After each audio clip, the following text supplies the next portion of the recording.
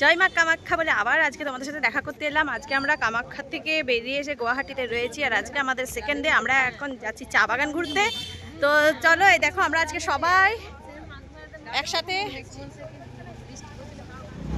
আর আজকে আজকে আমাদের প্রোগ্রাম আছে যে আজকে আমরা সবাই একসাথে স্কার্ট করবো, তাই আজকে আমরা সবাই স্কার্ট করেছি। তো আমার লুকটা তোমাদেরকে দেখিয়ে দিচ্ছি। তো এই যে আজকে আমরা সবাই স্কার্ট করেছি, তাই আমরা বেরিয়ে পড়েছি। তো আজকে আমাদের প্রোগ্রাম ছিল, আজকে আমরা স্কার্ট করে আজ আমরা চা বাগান ঘুরবো, তাই সবাই মিলে স্কার্ট করে আজ আমরা বেরিয়ে পড়েছি আমাদের গন্তব্যস্থলে। এখনো আমরা খাওয়া দাওয়া করিনি, আর এখন বেজে গেছে 11:32। তো 11টা, সকাল 11:32 বেজে গেছে, আর আমাদের এমনিতে অনেক লেট হয়ে গেছে। তো চলো দেখা হচ্ছে ওখানে। আর এইদিকে দেখো, যখন আমরা স্টেশনে চলে এসেছি একেবারে, আমরা এবার গাড়ি করে বেরোবো। তার আগে আমরা চলে এলাম এই জায়গাটাতে। যখন আমরা একটু ফটোশ্যুট করছি তখনই চোখে পড়লো এই দেখো ছোট্ট ছোট্ট খেজুর গাছ, আর সেই গাছের মধ্যে কত ফুল এসছে, আর সেখানে কত মৌমাছি ভনভন করছে। আর দেখো একবার জিনিসটা জাস্ট ওয়াও, দেখতে অসাধারণ লাগলো। এই মুহূর্তে আমাদের প্ল্যানিং একটু চেঞ্জ হয়ে গেল। তো এই জন্যে চেঞ্জ হয়ে যাওয়ার কারণে আমরা এখন এখানে ফুড প্লাজাতে দাঁড়িয়ে রয়েছি। এখানে একটু খাওয়া দাওয়া হলো, আর আমাদের আজকাল চা বাগানটা যাওয়া হচ্ছে না, একটু প্রবলেম হয়ে গেছে, যার জন্য যাওয়া হলো না। দু একজন একটু অসুস্থ ফিল করছে, তো সেই কারণে আমাদের প্ল্যানিং চেঞ্জ হয়ে যাবে। তোমাদেরকে বলেছিলাম চা বাগানের যে শুটগুলো দেখানোর ছিল সেগুলো তোমাদেরকে দেখাবো। তো আজকে আমরা ঠিক করলাম যে আমরা আবার কামাখ্যা খাবো, কিন্তু ওনার ভোগ গ্রহণ করবো। যখন এই প্ল্যানিংটা ক্যান্সেল হয়ে গেল, তো আমরা আজকে আবার ওখানে যাচ্ছি। তো চলো, তোমাদের সাথে দেখা হচ্ছে খুব তাড়াতাড়ি। টাটা। তো বন্ধুরা, তোমরা দেখতে পাচ্ছ মায়ের নাম নিয়ে মায়ের উদ্দেশ্যে আর একবার আমরা মা কামাখ্যার ওখানেই চললাম। কারণ হচ্ছে আজকে পরের দিন আমরা চা বাগান যাব, কিন্তু সেখানে আর যেতে পারলাম না, কারণ সময় অনেকটাই দেরি হয়ে এসেছে। আর দেরি হওয়ার কারণে কিন্তু আমাদের প্ল্যান ক্যান্সেল হলো। আর এখানে আমরা চলে এসেছি মায়ের ভোগ খাবো বলে, কারণ মায়ের ভোগটা গ্রহণ করার পর আমরা কিন্তু এবার সোজা বেরিয়ে যাব মা ভৈরবীকে দর্শন করতে। এরপর আমরা কচ্ছপ মহারাজকে দর্শন করতে যাব, যেটা তোমরা দেখতে পাবে ভিডিওতে। আর তারপর যাব বগলামুখী মাকে দর্শন করে সোজা বেরিয়ে পড়বো আমরা ভূতনাথ মন্দির, আর তারপর নারায়ণ মন্দির। তো চলো, কতটা আমরা যেতে পারছি সেটাই হচ্ছে বড় কথা। তো ভূতনাথ মন্দির আমরা কতটা যেতে পারবো আজকে সেটা নিয়ে কোনো নিশ্চিত নেই। তো মায়ের ভোগ দর্শন করতে চলে এসেছি, তোমরা সরাসরি দেখে নাও। আর ভোগ দর্শনে কিন্তু অবশ্যই জানো যে দুর্ভোগ কাটে। তো চলো, জয় মা কামাখ্যা।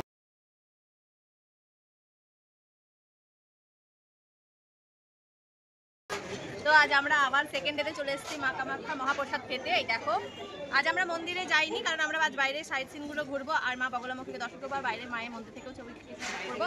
তো বাইরে থেকে দর্শন করে প্রণাম করে যাবো, তার জন্য আজকে ভোগ গ্রহণ করে নিলাম। এই মাত্র আমরা পৌঁছে গেছি, এই দেখো। তো চলো, আমাদের খুব তাড়াতাড়ি আবার দেখা হচ্ছে। টাটা। লাইন বেশি নাকি হবা পারে আইসি যে তুমি আমাদের যাবো আবার।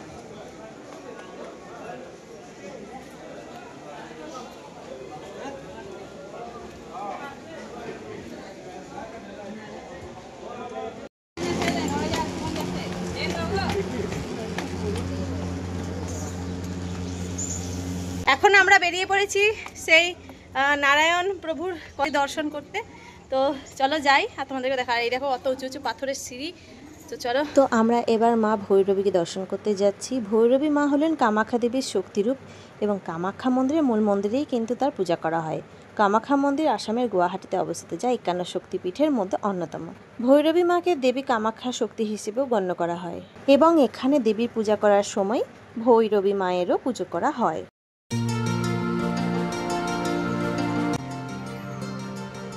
এটা হচ্ছে ভৈরবী মায়ের মন্দির, কামাখ্যা দেবালয়া লেখা রয়েছে। তো এই হচ্ছে সেই জায়গাটা যেখানে আমরা কচ্ছপ দর্শন করতে এসেছি। তবে কথিত আছে কামাখ্যা মন্দির গিয়ে ভৈরবী মায়ের দর্শন এবং পূজা করা গেলে ভক্তরা দেবী কৃপা লাভ করতে পারে।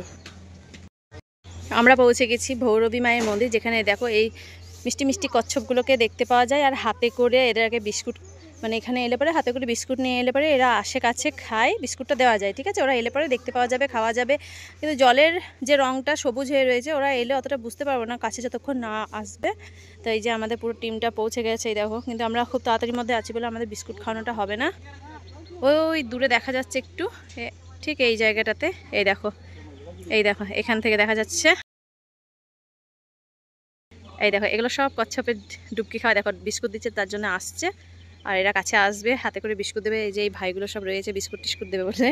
তো আজকে আমাদের সময় নেই, আমরা এর আগের বারে এসে বিস্কুট দিয়েছিলাম, এসেছিল কাছে। তো বন্ধুরা, মন্দিরের ভিতরে নারায়ণের বিভিন্ন রূপের মন্দির রয়েছে, যেমন বিষ্ণু কচ্ছপের অবতারে এবং অনন্ত সজ্জে থাকা নারায়ণ, যেটা আমরা আজকে কিন্তু দর্শন করতে যাব। সময় থাকলে অবশ্যই তোমাদেরকেও সেটা দেখাবো। এছাড়াও 10 মহাবিদ্যা এবং অন্যান্য দেবদেবীর মন্দিরও রয়েছে, যা দর্শনার্থীর জন্য একটি বিশেষ আকর্ষণ। আর কামাখ্যা মন্দিরে নারায়ণের দর্শন একটি গুরুত্বপূর্ণ বিষয়, যা এই মন্দিরের আধ্যাত্মিক এবং ঐতিহাসিক গুরুত্বকে আরও বাড়িয়ে তোলে। তো চলো আর দেরি কিসের, দেখতে থাকো ভিডিও। তো বন্ধুরা, কামাখ্যা মন্দির কেন বিখ্যাত সেটা তো আমরা সবাই জেনে গেছি, কারণ এটি 51টি শক্তিপীঠের মধ্যে অন্যতম, যেখানে দেবী সতীর যোনি পতিত হয়েছিল বলে বিশ্বাস করা হয়। দেবী কামাখ্যাকে উর্বরতা দেবী বা রক্তক্ষরা দেবী হিসেবেও কিন্তু বিবেচনা করা হয়ে থাকে। তবে তান্ত্রিক উপাসকদের জন্য এটি একটি গুরুত্বপূর্ণ স্থান, যেখানে তারা ধ্যান জপ এবং নৈবেদ্যের মাধ্যমে আধ্যাত্মিক উন্নতি লাভ করতে পারে। এটি হিন্দু তথা তান্ত্রিকদের কাছে অত্যন্ত পবিত্র তীর্থস্থল। এটি একটি প্রাচীন হিন্দু মন্দির। দেবী মহামায়া এই মন্দিরে কামাখ্যা রূপে বিরাজমান।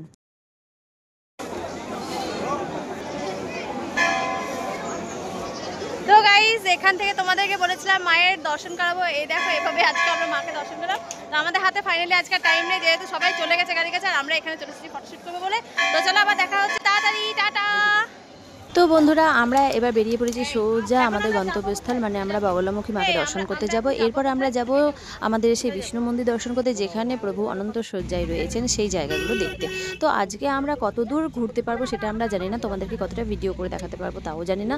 তবে আমরা এখন বগলামুখী মাকে দর্শন করতে যাচ্ছি। তো চলো, যতদূর পারবো তোমাদেরকে অবশ্যই সেগুলো দেখাবো।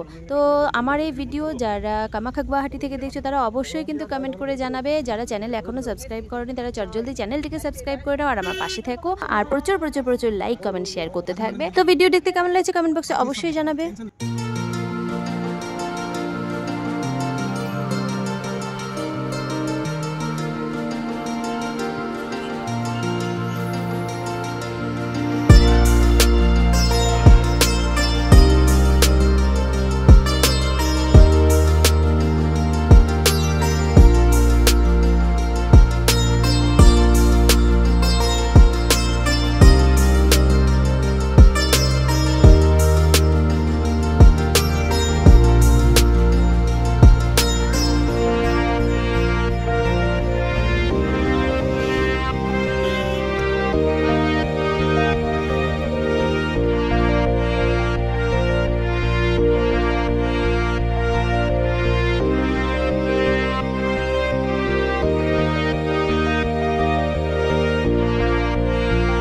বন্ধুরা, আমরা একেবারে চলে এসেছি মায়ের মন্দিরের সামনে, তোমরা দেখতেই পাচ্ছ। আর এখানে কিন্তু একেবারে ভিডিও অ্যালাউ নেই, সেটা কেন সেটা তোমরাও জানো। তো চলো ভিডিও দেখতে থাকো।